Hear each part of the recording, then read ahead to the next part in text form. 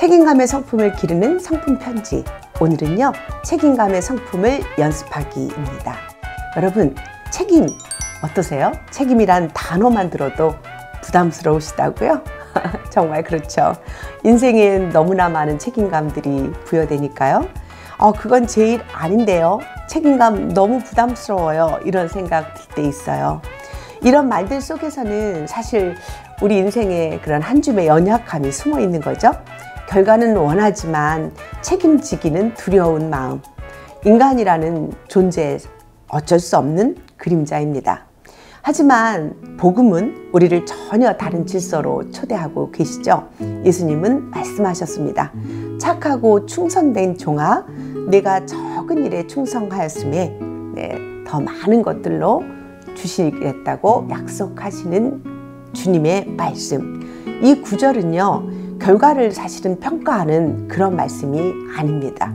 사랑하는 자녀에게 건네시는 부르심의 언어죠. 아버지가 자녀의 성장을 소망하면서 손을 내미는 것처럼 말이죠. 하나님은 오늘도 우리를 책임감의 자리로 초대하고 계십니다. 그렇다면 책임감이란 무엇일까요? 좋은 나무 성품학교에서는 책임감을 이렇게 정의합니다.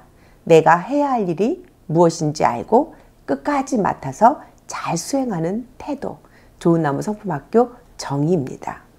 여러분, 이 SQ, 성품 SQ라 그래서 스피리추얼 컨션스, 이 성품이 결국은 우리들의 영성지능이 되거든요.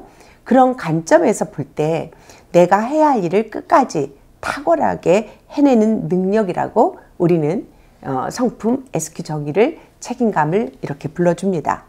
하나님은 사실 그 속성상 처음부터 책임을 지시는 분이셨죠.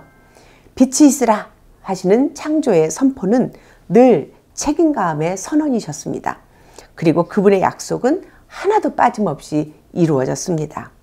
창세기의 시작부터 계시록의 마지막까지 성경은 하나님의 책임감으로 가득 차 있습니다. 우리가 책임감을 배우면 배울수록 하나님의 성품을 닮아가게 되는 이유이지요. 12가지 인생의 법칙을 쓴 저자 조던 피터슨은 자신의 삶에 책임을 지는 것이 삶의 의미를 여는 첫 단추다, 이렇게 말했습니다. 진짜 책임감은 외부의 강요나 압박으로 생기지 않는 것이죠. 하나님 앞에서 내가 누구인지 아는 그 사람, 정체성이 바로 내면의 힘을 갖게 하고 우리들에게 책임감을 갖게 하는 것입니다. 성경 속 요셉을 떠올려 볼까요? 버려지고 팔리고 억울한 옥살이까지. 누가 봐도 이 책임감과는 거리가 먼 상처의 결핍의 연속이라고 우리는 생각할 수밖에 없어요. 하지만 요셉은 자신을 피해자로 정의를 내리지 않았죠. 그는 감옥이든 노예의 삶이든 어디에 있든지 그 자리를 하나님이 맡기신 자리, 함께 하시는 자리로 믿었습니다. 그 믿음이 곧 책임감이 되었고 그 책임감은 역사의 물줄기를 바꾸는 기적이 되었죠.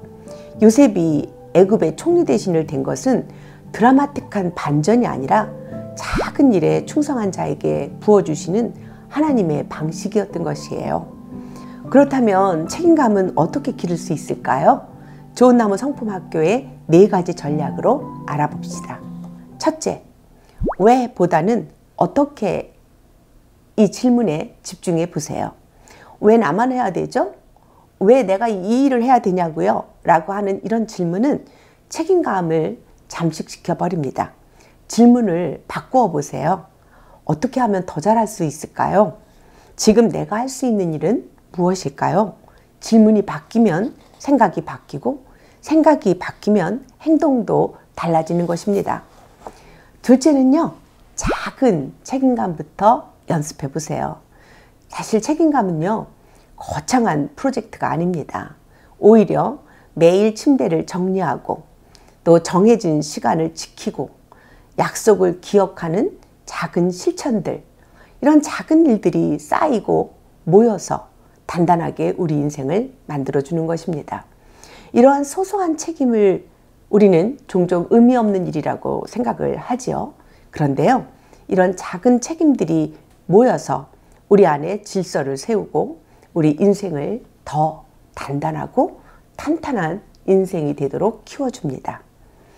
자, 세 번째는요. 우리가 우리 다음 세대에게 어른으로서 책임감을 맡기고 기다려주는 연습 필요합니다. 가정은 책임감을 연습하기에 가장 안전한 훈련장이죠. 책임을 나누고 격려할 때 아이들은 리더로 성장할 기회를 얻게 됩니다. 넷째는요.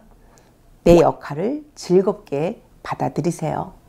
억지로 지는 책임은 금세 무거워지고 지치는 법이죠. 우리는 짐꾼이 아니라 하나님의 사랑받는 자녀요. 그분의 동역자입니다. 이 진리를 마음속부터 품고 있으면 책임감은 결코 부담이 아니라 자녀된 축복이고 특권이라는 생각을 갖게 됩니다. 물론 나에게 주어진 책임감의 삶을 얽매일 때도 있죠. 하지만 기억하세요. 우리가 언어를 잃은 날에도 눈물이 말을 대신하던 밤에도 말이죠. 주님께서 말씀하십니다. 착하고 충성된 종아, 내가 적은 일에 충성하였음에 내가 많은 것을 내게 맡기리니 내 주인의 즐거움에 참여할지어다. 마태복음 25장 21절 말씀입니다. 하나님은 작은 일을 책임감 있게 감당하는 사람을 주인의 기쁨에 참여할 자로 소개하십니다. 하나님의 부르심에 책임감으로 응답할 때 우리 삶은 그분의 이야기 속으로 들어가게 될 것입니다. 여러분 어떠세요? 우리 주님의 즐거움에 참여할 준비가 되셨나요?